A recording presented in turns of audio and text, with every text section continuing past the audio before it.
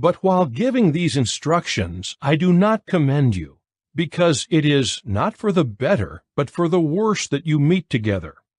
For first of all, I hear that when you come together in a congregation, divisions exist among you, and to an extent I believe it.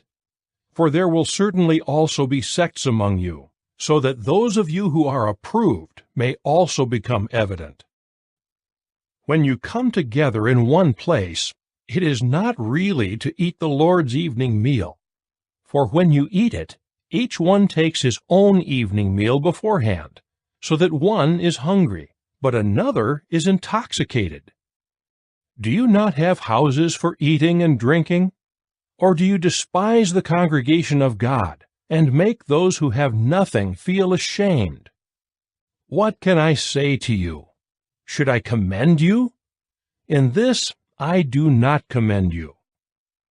For I received from the Lord what I also handed on to you, that the Lord Jesus, on the night on which he was going to be betrayed, took a loaf, and after giving thanks, he broke it, and said, "This means my body, which is in your behalf.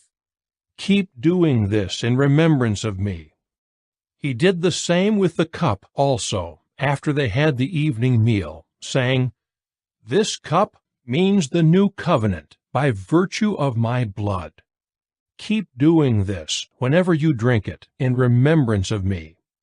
For whenever you eat this loaf and drink this cup, you keep proclaiming the death of the Lord until he comes.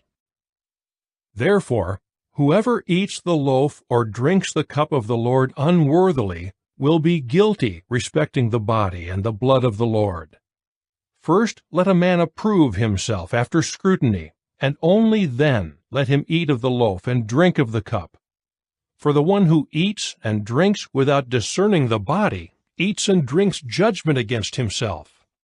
That is why many among you are weak and sick, and quite a few are sleeping in death. But if we would discern what we ourselves are, we would not be judged.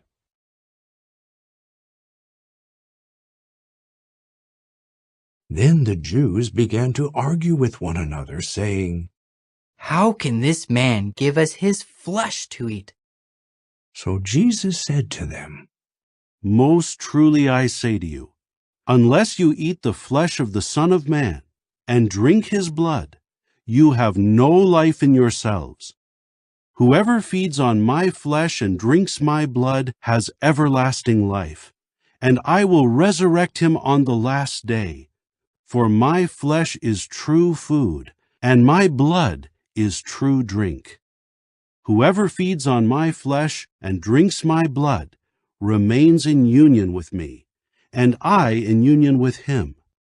Just as the living Father sent me, and I live because of the Father, so also the one who feeds on me will live because of me. This is the bread that came down from heaven. It is not as when your forefathers ate and yet died.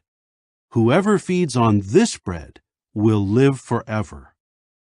He said these things as he was teaching in a synagogue in Capernaum.